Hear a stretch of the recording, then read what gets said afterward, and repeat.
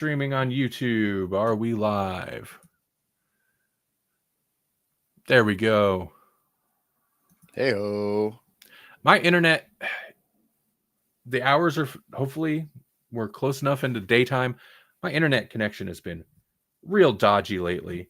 And I think I don't know. I think it's somewhat intentional because it's at night. It's late at night most of the time. Between 1 and 2 to like 5, my internet connection just takes a dive, particularly uploads. And that is a problem because I am a night owl. And that is kind of like prime. I'm finishing up work and uploading large video files. It's been brutal, but hopefully that won't interfere with the stream. You think the provider is throttling at night? I think usually providers, and especially like I use T-Mobile like home internet thing, which in my case, in my area, was actually faster than like a normal wired type internet provider. But you would think they'd throttle during prime hours, like after people are off work in the evening, stuff like that. But I do think it's, if not the provider, I read something online about how since it is essentially glorified phone internet, like it's a really good connection, but it's still over the air. I read somewhere that some antenna, like some what do they call it? Antennas drop power during the night to preserve power or something like that. Maybe that could be part of it. I don't know. I don't like it. Hey, welcome to Grawlix Nights, the Grawlix Podcast live show. I'm Randy. I'm Jesse. And I forgot we were recording. I forgot we were on. I know. I just kind of kept rolling with stuff that nobody cares about. I mean, you said we were live. You said we were live on both, but we just rolled into the nonchalant stuff, and I was like, oh yeah. How you do? That's all right. I don't understand online content anymore, so I'm just gonna do this. We're just gonna talk.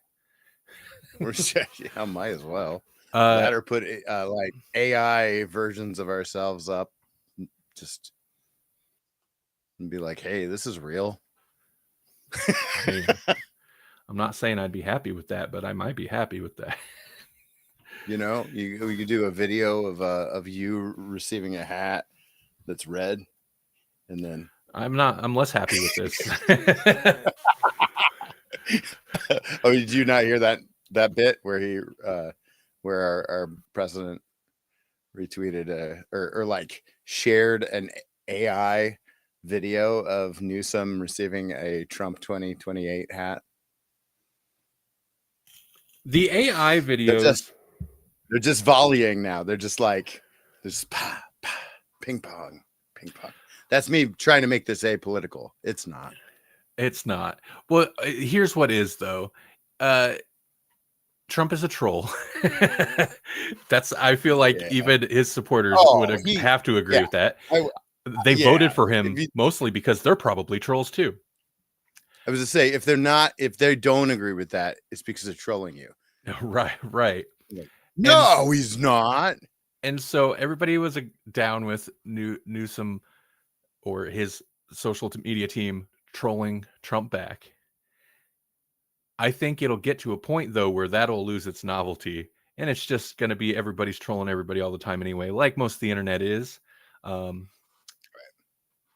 It's just like any joke, you do it too long and it's not funny anymore. Some people argued it was never funny, but it's like, no, it's funny. Oh, it's funny. Right. That's why you're mad. That's why you're mad. Right. Yeah. Both sides are exactly the same. Exactly the same. I forget they can't see my face since we're doing audio only. Right.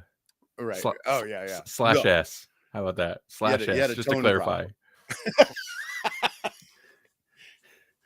That's not what we're talking about tonight.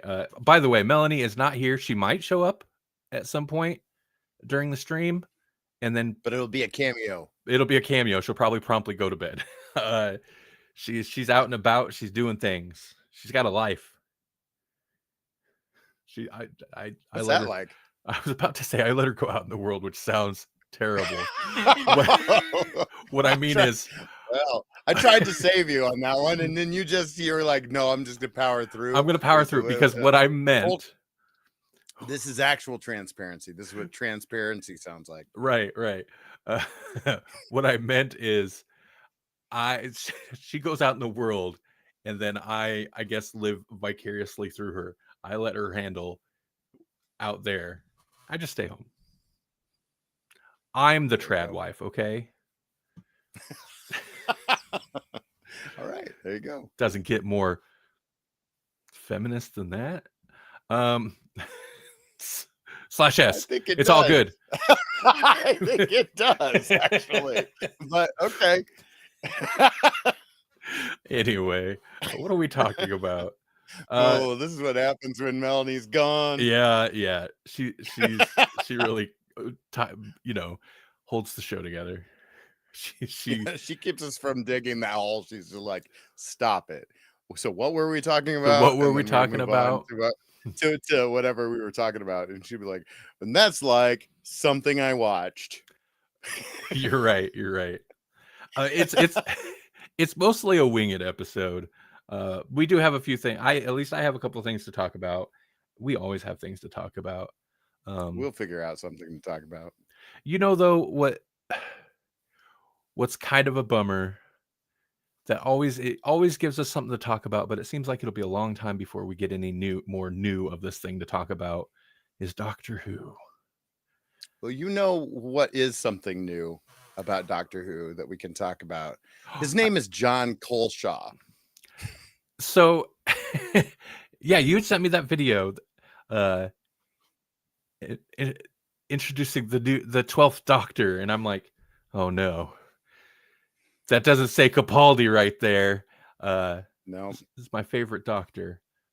But yeah, so he apparently meant it when he's like, I'm done playing Doctor Who. I did it, and now I'm gonna move on, because he's not doing Big Finish. So they brought in that guy who I was not familiar with, but obviously you were, but you're more of a Big Finish head than I am. Yeah, he's been involved in quite a few Big Finish, especially in the more recent years, because he's so good. He did a story, like a third Doctor story for the Master box set, the one where John Sims was on the cover. It was like every iteration of the Master they could get that was still alive. And I thought it was that Tim Treloar who does the third Doctor on all of the continuing adventures or whatever. They've got the ranges, and Tim Treloar has done a really good job of like carrying that forward. And I always just thought, like, man, Pertwee's got to be a hard voice to nail, right? But then this John Coleshaw, like, he did it and was like, this might be better. This might be better than Tim. But like Tim Treloar's, I like his version. He's kind of made it his own. It sounds very natural now. But he's a chameleon, man. Like, I don't know how much of that video that you watched, but he goes through several voices in that video. He's played the Brig, if I'm not mistaken, in several like third Doctor episodes. So you get John Coleshaw doing that while Tim's doing his third Doctor thing. He slips right into a fourth Doctor voice, which was like, oh man. I mean, nobody does it better than Tom, but like, that's not bad. Right, not right. Too bad. And so Peter Capaldi's got a really distinct voice. So like you're just bracing yourself for like a really not solid impression, and then holy cow, it was the fastest 180 I've ever experienced, because I went into it like, all right, what's this? And you hear his voice, which is kind of nasally. It's right, a little nasally, and then he just goes into it. It was like, what now? Maybe not even 15 seconds into the video. Yeah, then he kicks into Capaldi, and the first two words, I was like, I'm in. That's amazing. It's pretty And then he hits incredible. the other levels too, and he's just Right. like he's like talking through them too in a Capaldi voice, and you're like, oh my, It's super impressive. It's uncanny to watch it because, yeah. it, yeah, it just sounds like Capaldi. Um, So I'm curious. Then, will they get the other? Will they get Clara? Will they get right. you know? Because it'd be cool to get more. Of I mean, he only had like 2 companions, but it'd be cool to get more of any of it, and it'd be cool to Yeah. get some of him just in between, because he had that in between time. hmm So Yeah. Well, and Big Finish can always slide oh yeah, big chunks of time in between scenes of an episode, chronologically. it's like the biggest gift that they can get is when whoever the showrunner is just says, "Oh, we don't know how long it's been," Yeah, yeah. and they'll be like, "Oh yeah, Matt Smith's doctor is like yeah, between episodes apparently ran off for 400 years. That's a huge gift. Um, yeah, and they acknowledge it in the show. So then it's just super easy to slot in whatever. Yeah, yeah." entire companion runs. Um, here's what I want. Because not too long ago I was rewatching a bunch of the Capaldi stuff. That episode, the time heist episode, where they've Oh got that yeah, cyborg, cyberpunky type character. oh And yeah, yeah, before yeah. he leaves, Capaldi's like, does the call me hands at him? He's like, give me a call. And I was always Yeah, like, I want to see them hang out. What's their adventures? sure, sure. Capaldi's down for a little cyber crime or whatever. Yeah, bring that guy back. I would love to see the two. Well, I mean, I guess you know, uh, Tennant doesn't play it like a Scot, but he is a Scot. So I would love a 10 or 14 and a 12 run. Man, you Right. could even make it ambiguous, and we don't even know which David Tennant doctor it is. It could be a Salty or 14 or whatever. Right. That just happens to be off on one of his adventures when he's not adventuring. The Clara, just speaking of the Capaldi era, the Clara, especially that first season, or maybe not the first season of Capaldi and her, Mm, and the Danny Pink stuff. There's so many spots to slot in, 12th Doctor adventures off wherever, because most of the episodes started with like he would drop her off and then go off do whatever for however long, and then come right. back later, and it was like kind of a thing like it's kind of interfering with her dating life type situation. Um, Right. that was the stuff I rewatched not long ago. I think. Does Max? I think just before Max dropped. Does Max not have I think, yeah, I New think Who? Max is Yeah, is no longer. Yeah, carrying you it. may have to like get BritBox now or something Right, just to see stuff. right. But yeah, I rewatched a bunch of that, and that's a pretty solid. It's like the earlier part of Capaldi's run, pretty solid bunch. Uh, but man, there's some horrible plot holes with the around Danny Mm, Pink that I forgot about. That all happens within the same season, and it's like Moffat, how, how you let that happen? Like there's this well, yeah, there's clearly a descendant of him and Clara, yet he also dies at the end of the season, Danny Pink. So yeah, that never happens. It's so frustrating. yeah, Anyway, you know what? See, this is what happens. This is what happens. yeah. We end up dumping on Moffat. Well, yeah, we drop one piece of old news, sort of old news. It was Yeah, let's get back. actually fairly Well, timely. It was within the last week or whatever, yeah, and then suddenly we're on tangent. we're It dumping didn't on take long. Moffat. And we're inventing storylines that will maybe happen, maybe never happen. Who knows? Uh, well, hey, speaking of Doctor Who, though, I did mention I've been reading some comics, and a big Oh, okay. chunk of those comics have been Doctor Who comics. because it must have been in a Doctor Who subreddit or something. Somebody mentioned some 11th Doctor story that sounded interesting, and they're like, it was in the comics. And they couldn't remember what it's called, and there was like two other people like, well, what was this, whatever, and they couldn't remember, whoever the original poster was. And of course, then I was like, well, I want to know.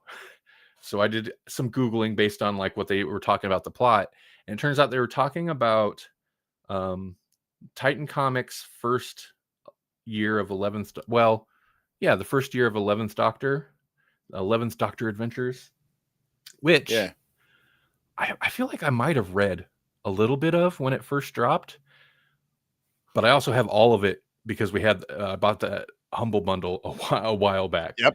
So Yeah. I pulled it up and I read the first 2 volumes of the 11th Doctor Adventures, and yeah, it's fun. It's good stuff. I mean, obviously it's comics, but it's fun to revisit the 11th Doctor for one. Mm-hmm. And then also he has comic specific companions. And so that's, I don't know, that's kind of an interesting thing about the expanded media is like, it's not just Doctor Adventures. It's like there's entire characters that have long stories and history, but they're just in the comics or they're just in the audio dramas. Yeah. Yeah. But like Charlie, we never really get her anywhere but Big Finish, I think. Right.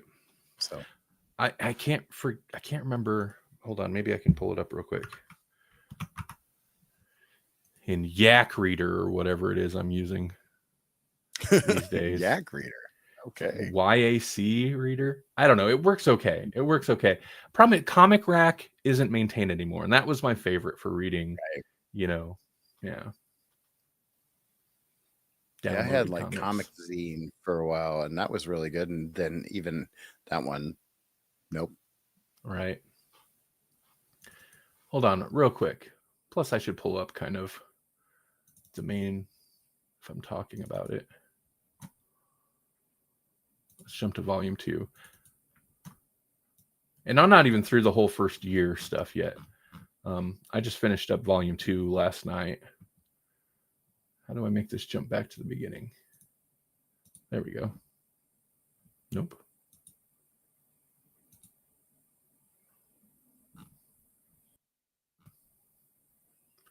I'm trying to get to the beginning. There we go.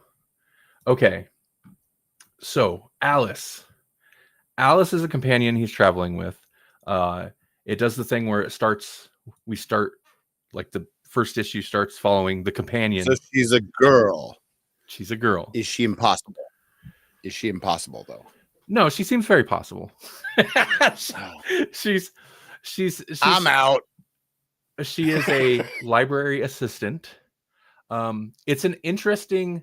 This is old, by the way. Anybody who's really curious, this is like almost a 10-year-old comic book. Oh, I remember when it came out. It doesn't seem that long ago, right?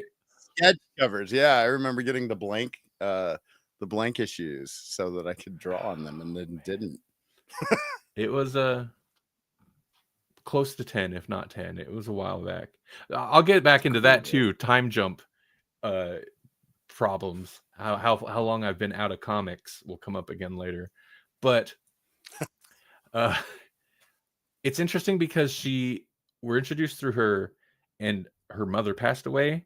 So like, it's interesting to come into like meet a new companion and then do the whole like we're reintroduced to the Doctor through the companion, but like her mother just passed away, so she's grieving and very depressed and whatever. So it's kind of like a heavy way to come into it. But then eventually we're also traveling with Jones. What was his name? Jim Jones, which is maybe not the best, but no, that's not a good name. But it's a legally what's the proper term? Legally distinct, not David Bowie. So it's totally David Oh, Bowie. gotcha. So David Bowie just becomes a companion. He's going through the phases and the different Why not? outfits, quoting Bowie songs. Like when they're in space, there's plenty of opportunities for him to say lines for songs he Mhm. hasn't written yet. And then a shape-shifting, uh, autonomous reasoning center weird creature, and that's the TARDIS crew. And that's something you don't get when you just watch the show. You You don't get really David don't Bowie know. and a shape-shifting creature as regular TARDIS crew. You know, I mean, like, and Doctor Who comics have a long history of, you know, throwing us for a loop where that's considered, you know, because like Frobisher, the shape-shifting penguin that traveled with the Sixth Doctor, that was comics. I will say, so the whole thing, and part of what got me interested is, this is maybe some spoilers, but somebody was talking about um, basically the time the Doctor was going up against an evil corporation, and how he dealt with it was by buying 51% of the shares. So he ends up being like majority share owner, Yeah. stakeholder of this corporation. But then it kind of corrupts him. And the corporation is Serve You Inc. or whatever. And according to what I was reading on Reddit, part of like what foiled him or what it set him back or set him straight was the TARDIS was angry. But that's not really how it ended up playing out, at least what I've read so far. But anyway, that wasn't enough of an interesting concept to get me on board. And yeah, so far it's been, this run is, it's very anti-corporation, which I enjoy quite a bit. It's very heavy-handed with it. It's not subtle. Kind of campy. I don't know. It's Doctor Who, because on one hand, like, I like it a lot, but at times I'm like, I kind of hate this. This is dumb. It's heavy camp, but also like super entertaining. I will. So it's Brennan Lee Mulligan if he were the 11th Doctor. Yeah, kind of. Yeah, right. You're right. Anti-capitalist, anti-corporation. There's a standout issue though, where I can't think of the name of it offhand. I feel like it. Nope, that's the wrong book. 1 second. I'm not super used to this comic reader, so navigating it's kind of a pain. Oh, that was no wonder I was jumping around between entire comics. Can I just like go back to the first page? I don't know how to do that. As most of them have some kind of a table of contents thing, but right, and I'm sure this does. I just don't know. Comics, that's tough.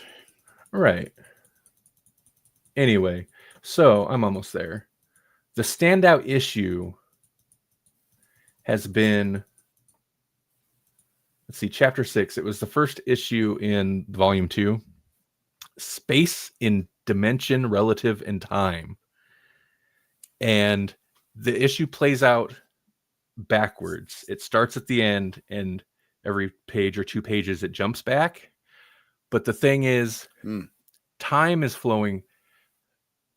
The Doctor realizes time is flowing backwards for him. So he's got one consciousness that's experiencing time forwards, but then he's got a second consciousness that's experiencing it going backwards, trying to figure out how to change things once he gets to a certain point. And the big problem is, like, he'll do things different, but then time jumps back again and resets anything, and like anything he did like is irrelevant.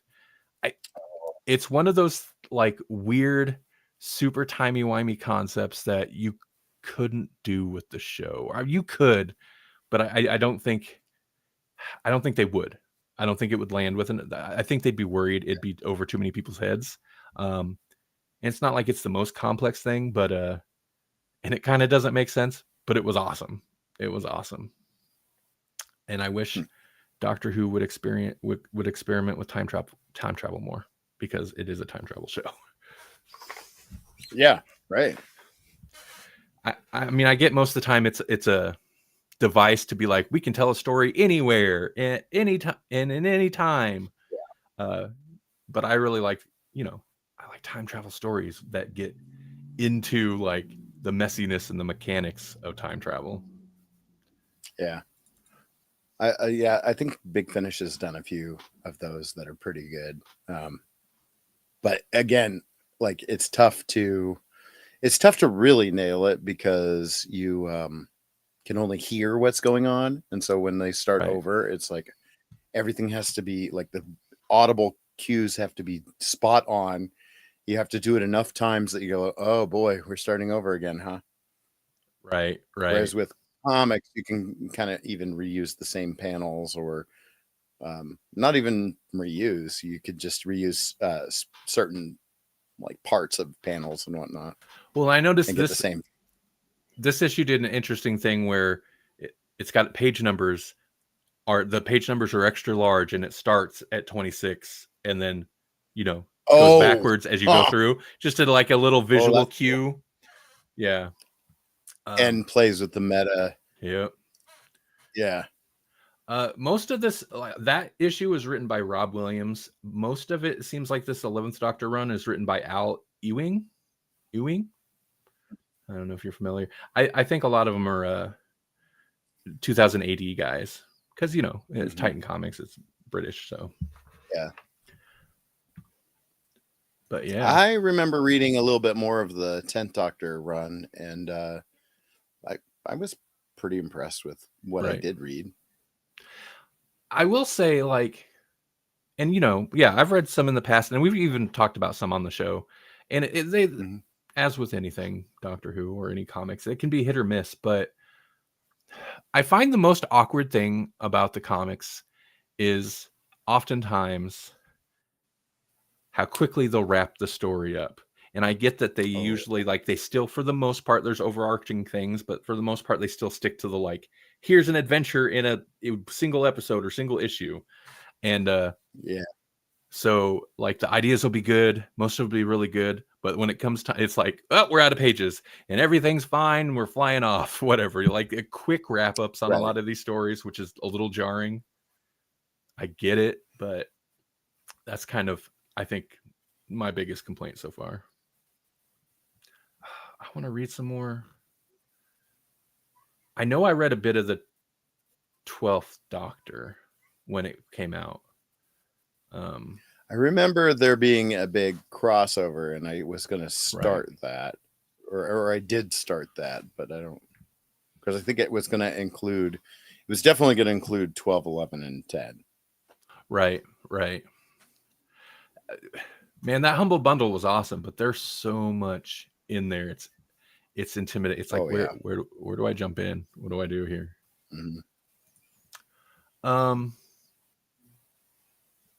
Anything? Hey, what do you got? You got anything you've been watching, reading? Oh boy.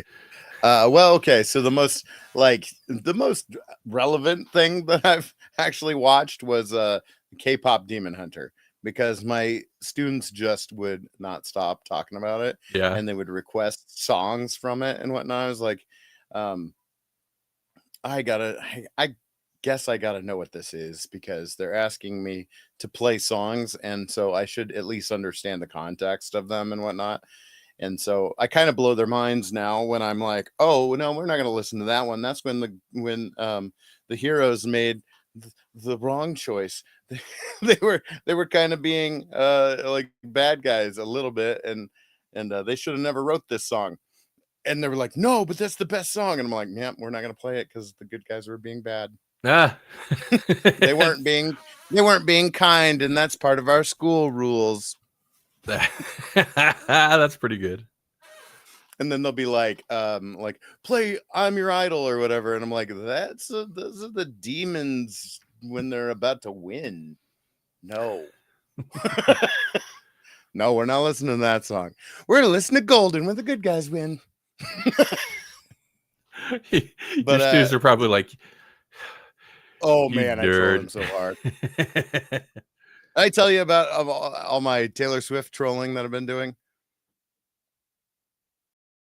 I don't know. I don't think so. I put it into my slideshow, my daily slideshow of like right before we're about to get into the project and whatnot. I'll be like, all right, but I've got important news for you. On Travis Kelce's podcast, Taylor Swift announced that she's going to do a new album. And I'll say it just like that. Like it's like super, just straight. And then we're like, why are we talking about this? Like their third grade boys will just go crazy. They'll be like, no. And then the girls will be like, yeah. And they'll be like, you're a Swiftie. I'm like, she's fine. And then I'll just keep going like nothing, like I did nothing, And so like most recently, they announced their engagement. So it's like Snyder Watch, except in my classroom where I'm like, hey, maybe the most important thing I'm going to tell you all day, Taylor Swift is getting married. I'll just do it like that, and they'll just like, it's kind of like that pin drop moment where they're like, is this real life, or is this happening right now? Is Mr. Kiefer talking about Taylor Swift again? I'm like, you bet I am. Yeah. So yeah, I don't even know what got me on this, but anyways, yeah, every once in a while I'm just like, I've got to be kind of with it in terms of what's going on, and I'll kind of troll them with my like this knowledge I should not have. And so yeah, if you haven't watched K-pop Demon Hunter, it's like what if these K-pop stars were actually saving the world kind of thing, and basically the demons kind of get to a point where they're like, wait a minute, we should unleash our own K-pop band. And so like the good guys are like the girl K-pop band, and they're super popular, and they're just about to rid the world of demons entirely. But then the bad guys come out with their boy band K-pop band, and they like they just blow up. They're like that one that's really popular. Is it BTS or whatever?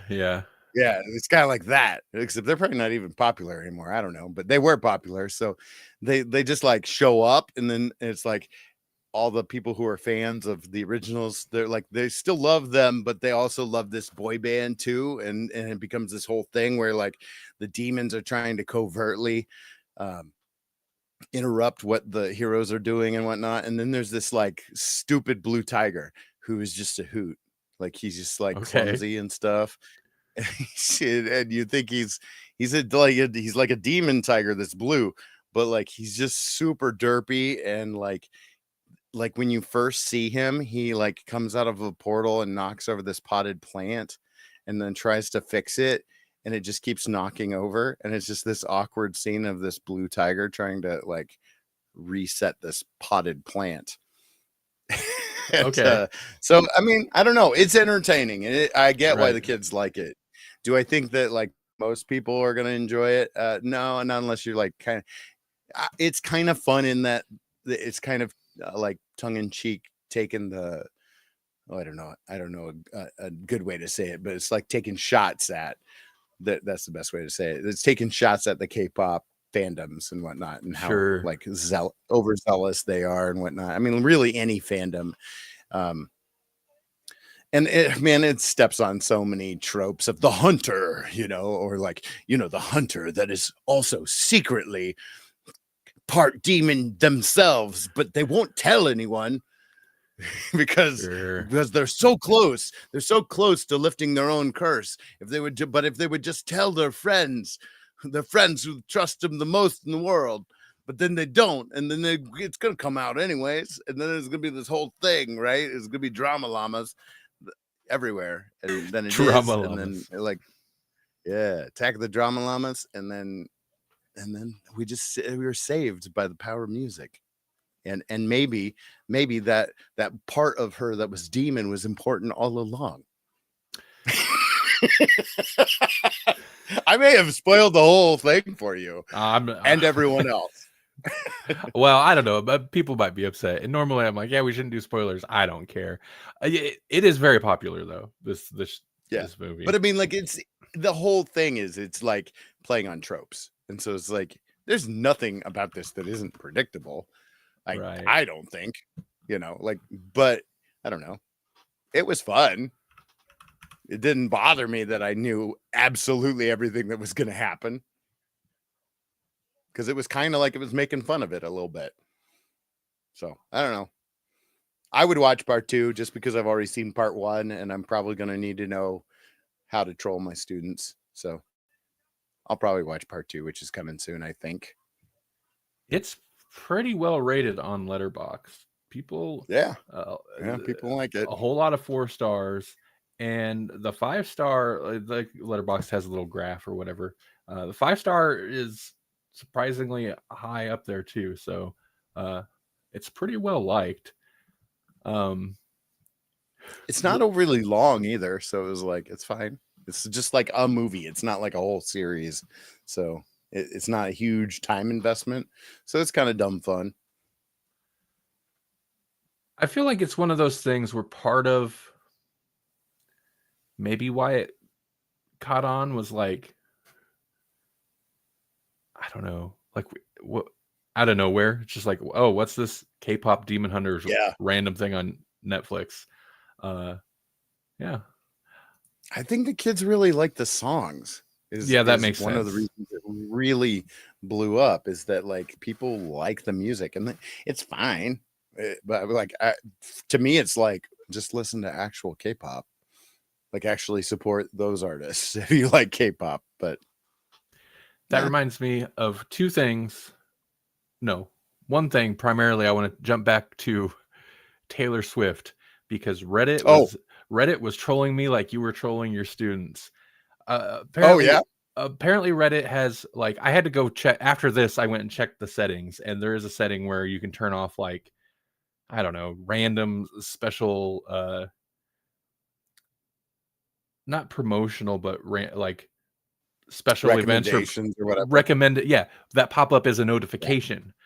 And I didn't even know that was on, because Reddit never does that. If I get a notification, it's something relevant to like a post I commented on or something. But I got a notification one day and clicked it, and it was Taylor Swift and whatever dude, football man. Yeah. That's how invested I am. Football man are engaged to get married. And I was just like dumbfounded by this notification. I'm like, why? Why is this? And I clicked on it to see like there was no relevance to me. I'm like, why? Why do I care? What is this? I felt I've got an interesting like not segue, but like addendum to that story. So like that in some, like your dumbfoundedness and maybe even like I don't know, offense, but like a certain like I was all the boys in your third grade class. I was like, why? Like, we don't care. Why would you give me this? Yeah, why? Yeah, exactly. Yeah. I didn't ask for this. Why would I get this here? This is not where I go for that. I wouldn't go here for that. Right. I won't want that. Right. Like I would, if you gave me a list of topics to follow, that would not be one of them. I would unclick that. Yeah. Right. So Substack. Have you heard about this? No, I don't think. Okay, so like back in the day, one of the original things about Substack was that they were paying content creators to bring their big audiences over, right? Sure. And it was kind of initially it was like journalists, like people who wrote for the Washington Post or whatnot, or the Wall Street Journal or whatever. But they were kind of like, the original thing is they were like, Substack has a Nazi problem, was one of the original things. Oh, I do kind of remember something about that. Yeah. Yeah. It was just like, like Twitter had a Nazi problem and thing, but like, it was, like all platforms kind of have this problem unless they don't. Right. Well, and I think around that time that was getting traction was when a lot of the social networks were like really booting those type of accounts. And so they went anywhere where they were like, come here, free speech. And they would flood those places. You couldn't really blame Substack for it. I do remember the controversy. It's just they were there. Right. Well, it more recently got worse. In that, how Substack is really, they've exploded in terms of people, like their user base is huge now. So whatever they were doing early on is finally paying off and whatnot. But recently they pumped out a recommended kind of thing, like Oh you would have no. got. Oh Oh, no. you can see where this is going. Oh Yeah. yeah. Oh yeah. And it was they got like they pumped out like a recommended email that had all these different things that you should check out, and one of them was a Nazi group. And we're not just talking like a covertly Nazi group. We're talking like a we're proud to be Nazis. We have a swastika in our logo Nazi Right. group. Right. And really the problem with how they handled it is that they didn't handle it at all. They just Like ignore it? they said, well, no, they didn't even ignore it. They responded and they said, well, censorship hurts us all. Oh, they doubled down. Oh no. Yeah, and the worst part about that is like no, because they have like they have a very firm stance on not safe for work content.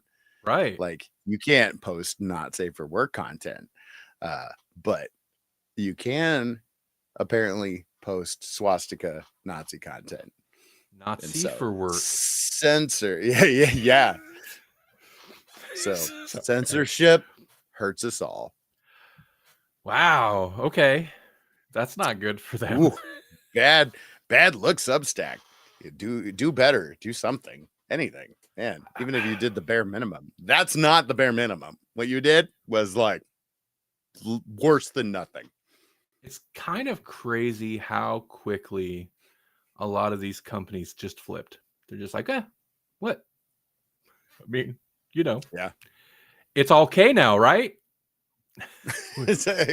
Well, I almost understand, and I'm not giving them a pass by any means, because anymore, if you come out against something, then half the time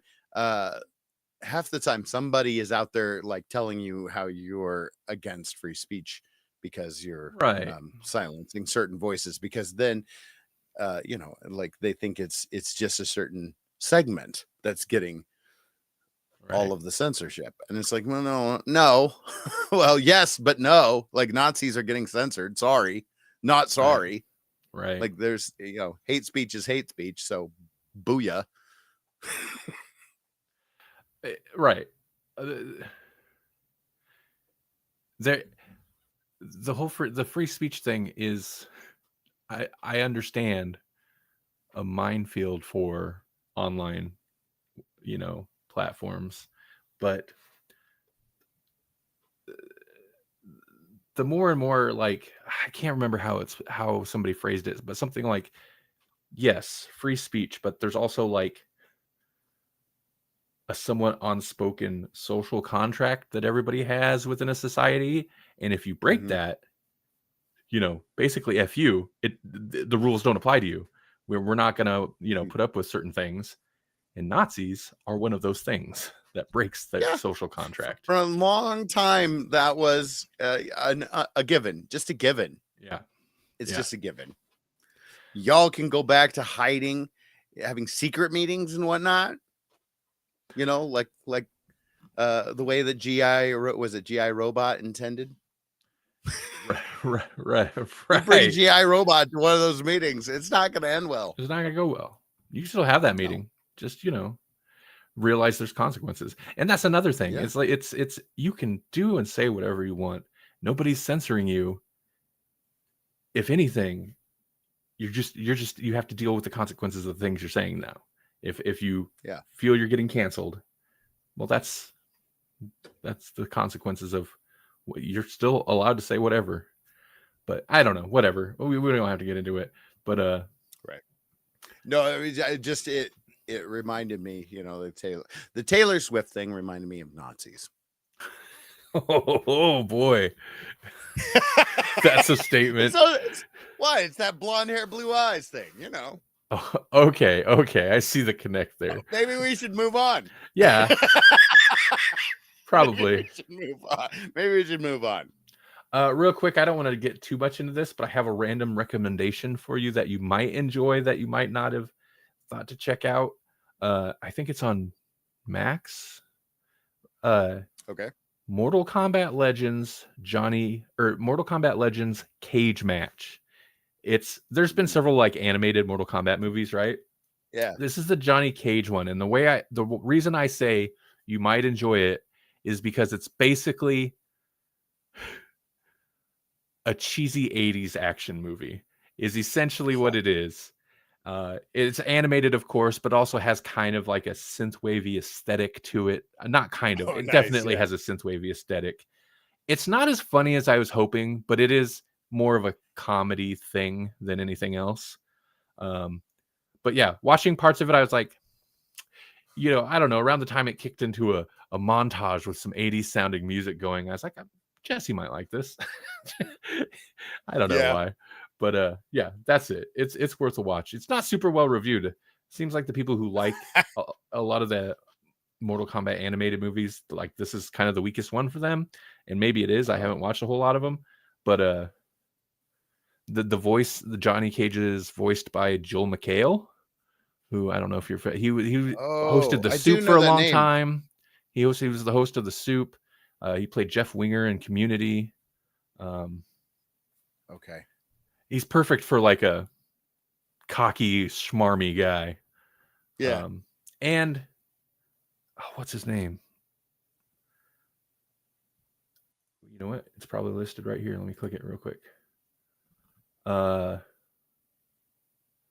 Gilbert Gottfried is like one of his last roles, I think. Okay. It came out, I think, just after he died. But yeah, whatever. I don't know. Random recommendation. I thought it was fun. It's dumb, but it's fun. And there's, if you're into Mortal Kombat, there's characters you're going to recognize. But if you're not, I don't think you're really going to miss anything. It's not essential. The other thing I read, and this, because I mentioned comics, that I read another comic, and this one's much more timely. And this is, I said earlier, I was going to touch back on like just how long I've fallen out of comics. There's a new #1 in town. New Batman #1 dropped. They hit the button. They hit the renumbering button again. And this one's written by Matt Fraction. Let me double check. I think he's doing. Let me double check.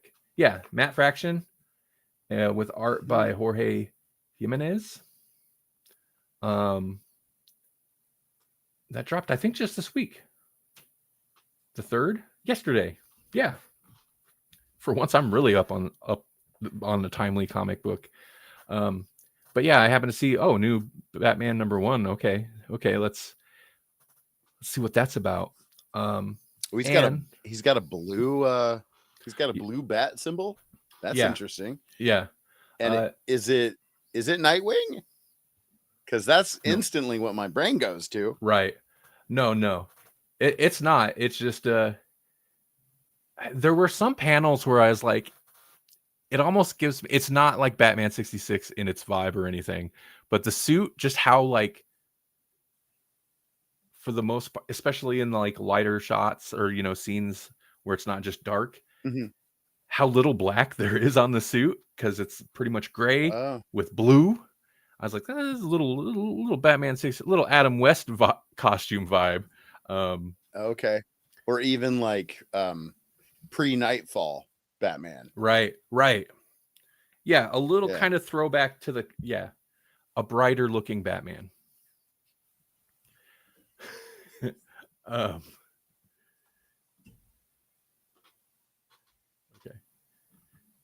All good? You looked lost for a second. The audio listeners would be like, what's going on? Oh, yeah. No, Holly. Okay, all good. But yeah, I enjoyed it. It's interesting because I think I see on Reddit is probably where I even seen that it was a thing. There are posts. I've seen 2 posts specifically about it. The first was basically somebody's like, I'm kind of disappointed in this new #1. And then most of the comments were like, no, it's really good.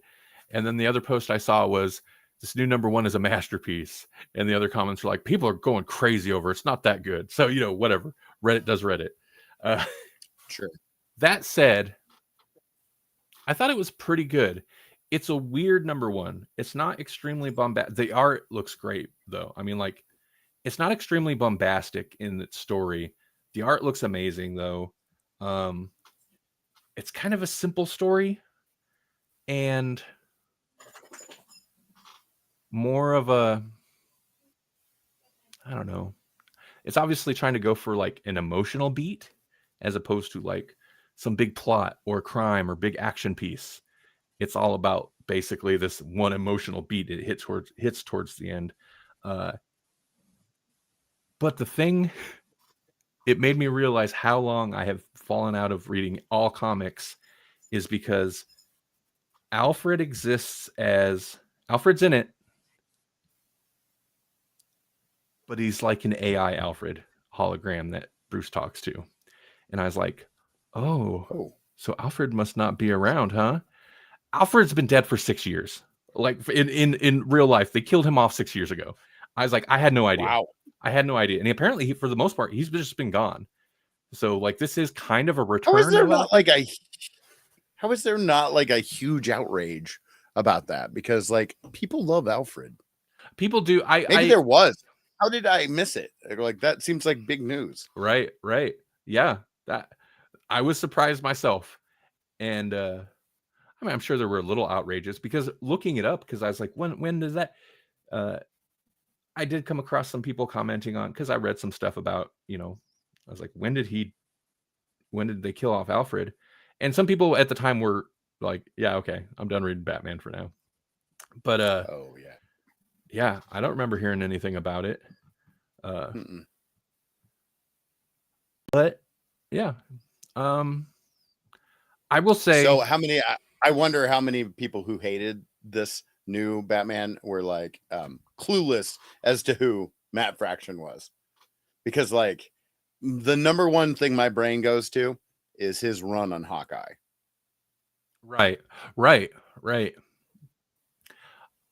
If I could see, because a lot of people are hyping it up, I could see if you came to this super hyped up, I could understand it being disappointing.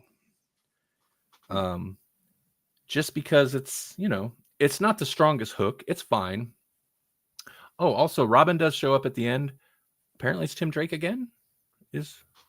Robin? Okay. I mean, I'm sold. Yeah, you know how I feel. He's my preferred Robin.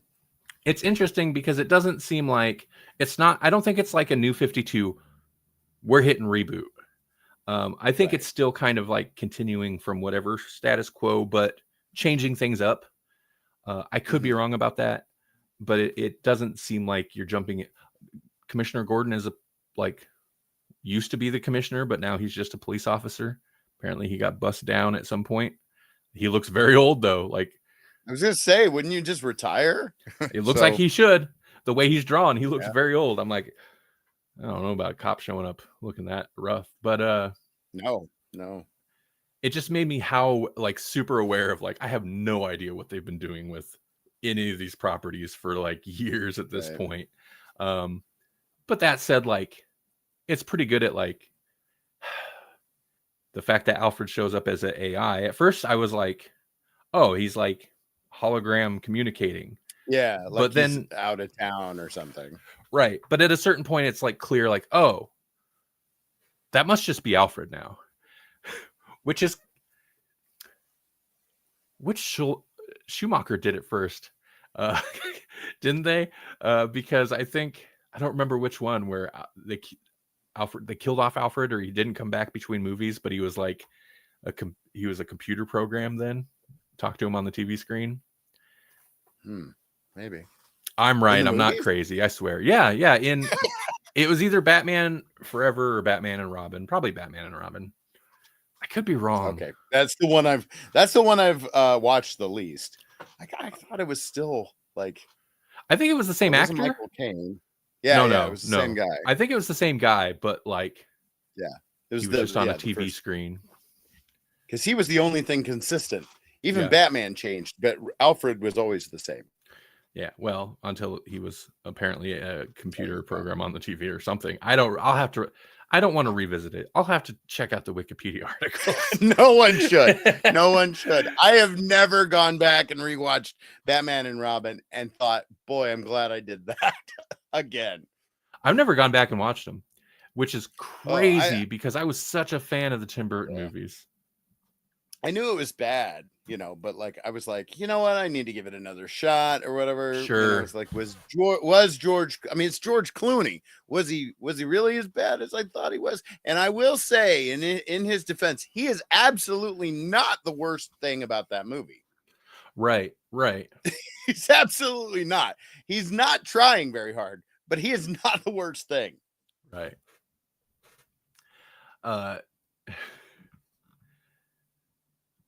I'm sure those are movies that got the Space Jam treatment, where there's a whole generation of people who are like, those movies were actually great and you're all wrong. No. Oh, and I don't know. There's probably people. I mean, like I give Batman Forever a lot more of a pass because it's like so peak that era. Sure. Like you've got, you know, Drew Barrymore in like a, you know, is one of the girls. It's like that movie tried to throw back to Adam West era in a weird way, but still be uniquely 90s. And it did, you know, it's not great, but I have a fondness for whatever reason. And right. it's just Jim Carrey like getting paid a ridiculous amount of money to just be insane. To play the Joker. That was my biggest gripe is you got Two-Face and the Riddler and they're both playing the Joker. And I'm like, what are you guys doing? And I get if they're throwing back to the like 60s era TV show stuff, I suppose it's fitting. Because like the Riddler in that show, it's so funny, but he's so over the top in his body language. Over the top. So in that respect, that's what Jim Carrey's doing. It's just coming out of the Tim Burton. He's even wearing that skin tight suit thing, you know? I mean, like, so he's being super kinetic like that guy used to be, or those guys, because there's two of them. Right. One of them was Gomez. Right. But Two-Face in that movie is so bad. And it's so disappointing because it's Tommy Lee Jones. It's like that's like great Tommy casting for Two-Face. Yeah, he just didn't understand the assignment. Nope. Like the best acting in that is where he plays Harvey Dent for a second, right? And the rest of it is like, no, that's not even what Two-Face is. Right. Yeah.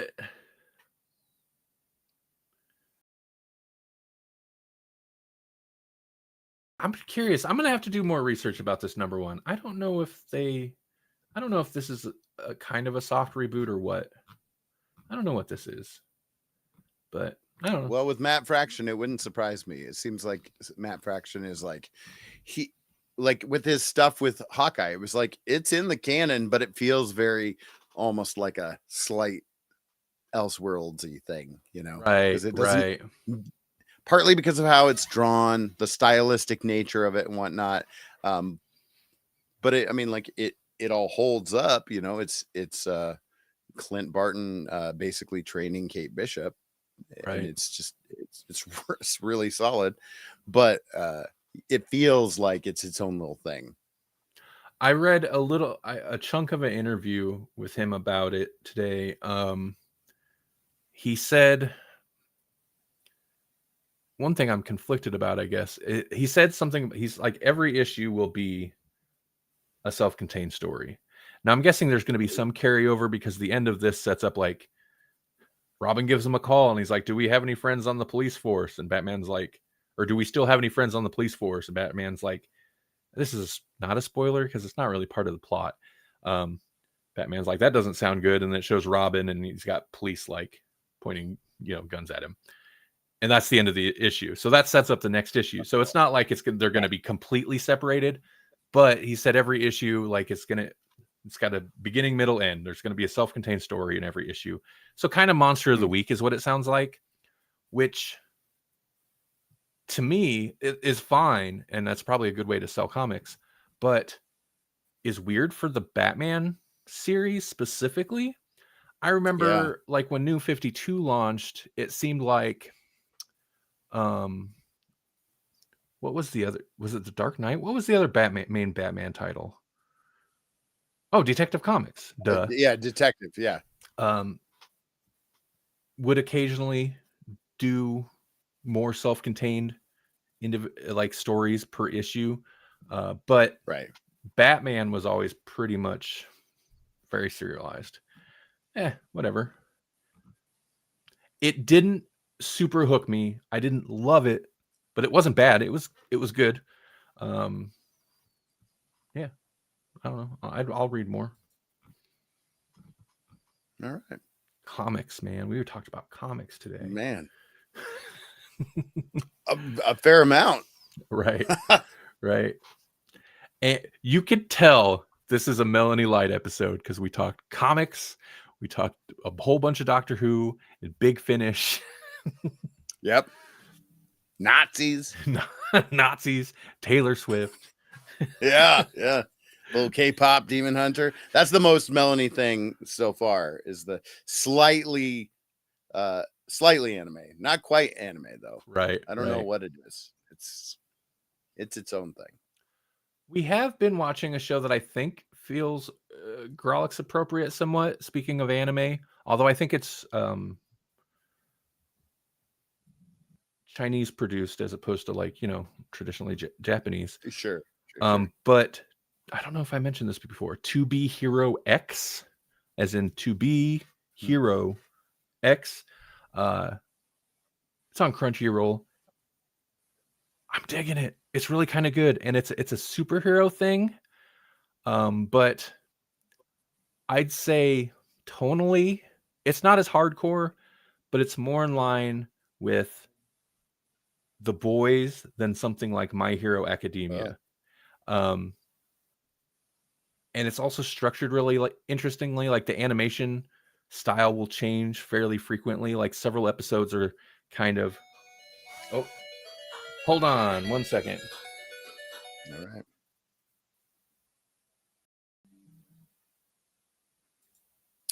Hey, listeners. Yeah, I don't know what else I can tell you. I I watched the Smurfs movies. That's the only other thing that I've really watched. And by the Smurfs movies, I mean those ones that came out in the 2000s, like the early 2000s, because I most recently watched the 2025 Smurfs movie, and it got not great reviews, and I was baffled by it because it felt like a very Smurf story. And so I was like looking at at TikToks of people having actual reactions to the movie, and I was like, why are they so mad about this? Well, some of them were like basically saying that like, and they grew up loving those early Smurf movies. And I'm like, okay, well, those are the movies that I refused to watch, like because they were hybrid, because they were doing the Who Framed Roger Rabbit type of thing with live action characters in this animated story. And so I'm like, I'm gonna have to check this out. I guess I'm gonna go back and watch these hybrid Smurf movies just to see why people love them. Smurfs again, huh? No, I went in on that because I was like, why not, dude? Why not? Yeah. It's a thing that I can talk about. So yeah, just to refresh, the short version for you is that people were hating on the new one, and I was like, why? It's fine. It's not, I mean, like, I know it's not for everybody, but it's fine. And then so I went on like kind of a TikTok dive to see what was the deal.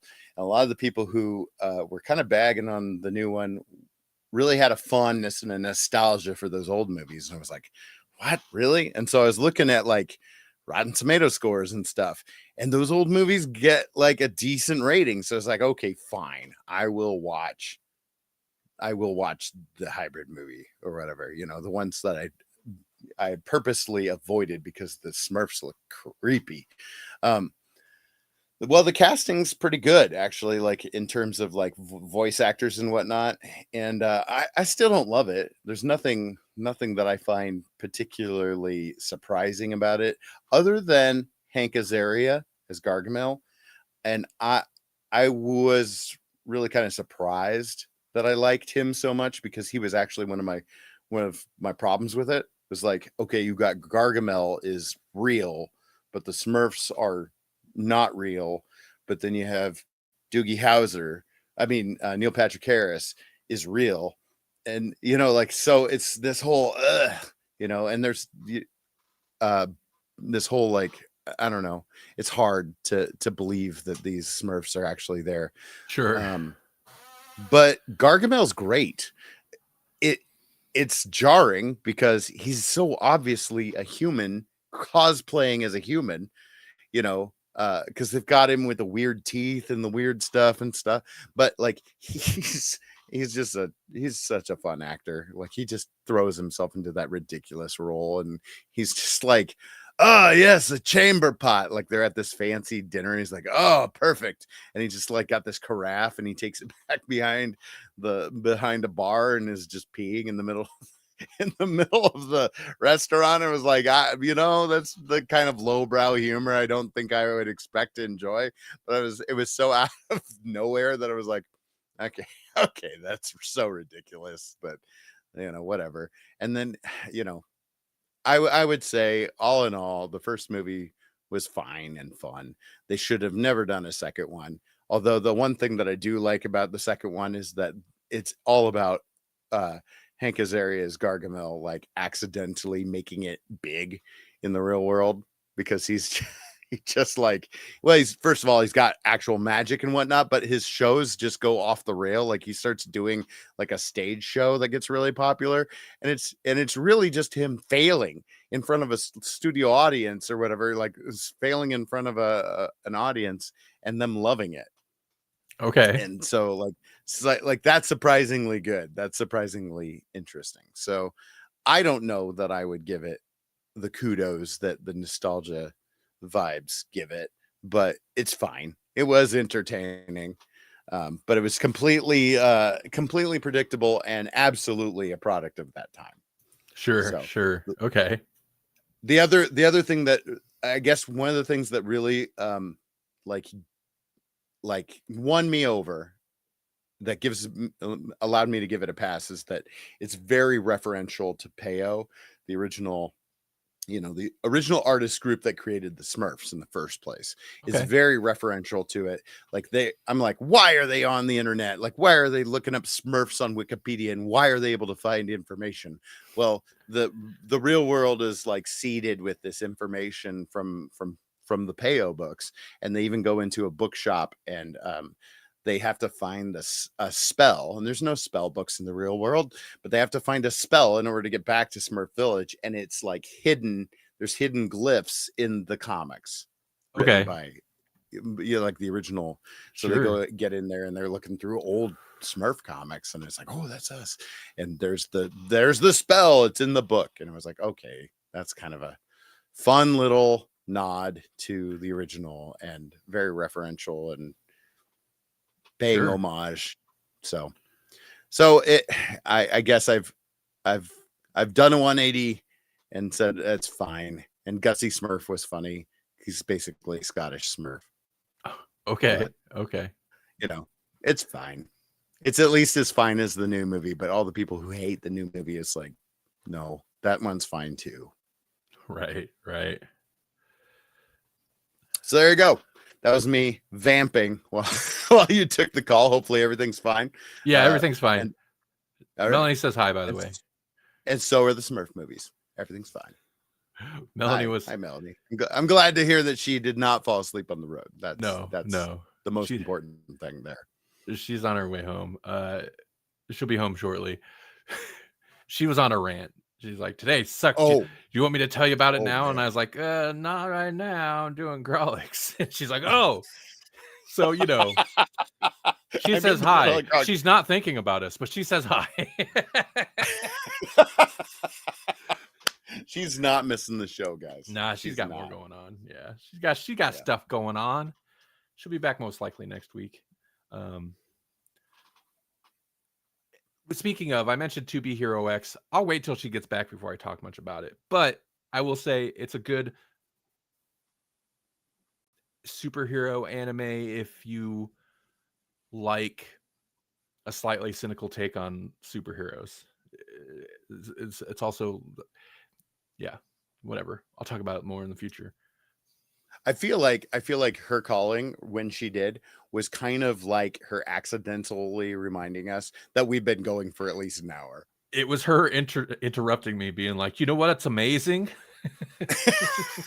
Or my day, but not in a good way. Yeah. Right. It's a good call. It's a good call.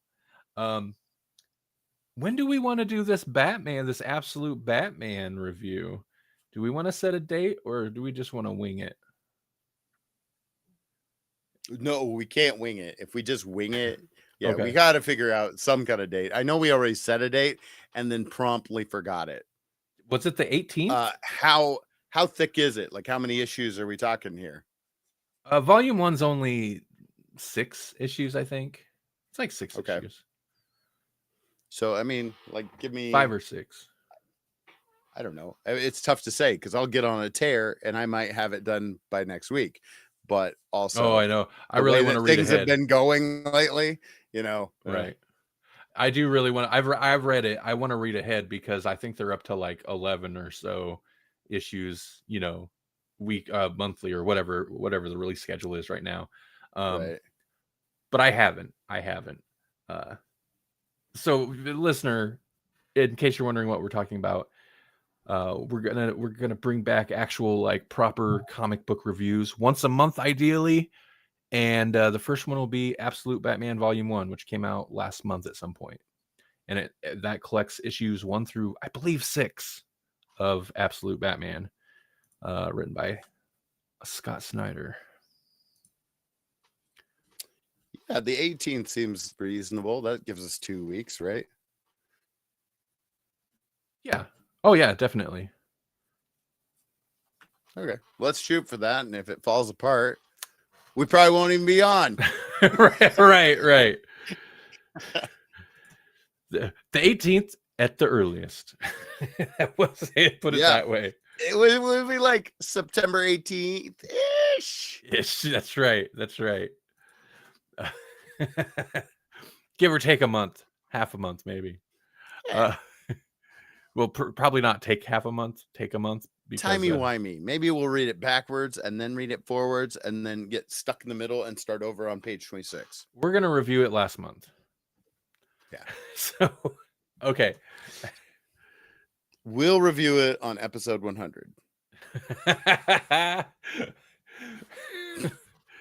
I was another motivator for me, other than like, I've been kind of feeling the itch to read more comics, is I do want to put it out, at least the review section, as a proper audio episode on the podcast feed, which is sadly very neglected. And I think I got through 6 of the like leading up to the new Doctor Who season. And then didn't even get to the new Doctor Who season. We reviewed all that stuff, but it didn't hit we didn't record feed. any of them. Gotcha. Yeah. We would just pretend that didn't happen. Well, we had some technical difficulties on at least 1 or 2 of those episodes anyways, so the Grawlix podcast might return with episode 101, and then we can start the lore of what happened to episode 100. What happened? Oh man, who knows? I can't believe it's been. We don't need to talk about how long it's been. That's right. No. We're young. Shut up. We've got our whole lives. That's right. We got our whole lives ahead of us. All right, Jesse, anything else you want to mention before we bounce out of here? No, me either. No. No, I don't. I will be on Helix Rock Radio tomorrow night. That's Friday at 8 p.m. Central. I'll be streaming for 2 hours, playing some metal, some extreme metal, some death metal, black metal, thrash. I am behind on replays because that happens. As soon as I got to edit it, I'm like, I'm behind a few weeks on replays, but Right. whatever. Those will get up eventually. I see the play numbers. Nobody's waiting on it. Okay. So Oh. That's the dark side of what's the word? Data. The dark Right, side of right. analytics. That's what it is. Yeah. The dark side of that. Yeah, I have been feeling like I'll hit a certain point. And it's not that I'm tired of doing a thing. I just realize like there's very few like who am I doing it for? And if it's It's a just vanity for project. it is a vanity project. And if it's just for me, could I be doing that or could I just I don't know, be listening to music by myself for 2 hours? Right. Which I kind of am, but and talking to yourself. and talking to It's myself. healthy. It is. It's good for you. Yeah. I'm You're pretty not sure. it's not like you're going to turn into the void or anything. Right. No, I do still enjoy doing it though. So Helix Rock Radio tomorrow night. Join me in the void. In the void. Come get sucked into the abyss with me. Oh God. Yep, it's time to wrap up, huh?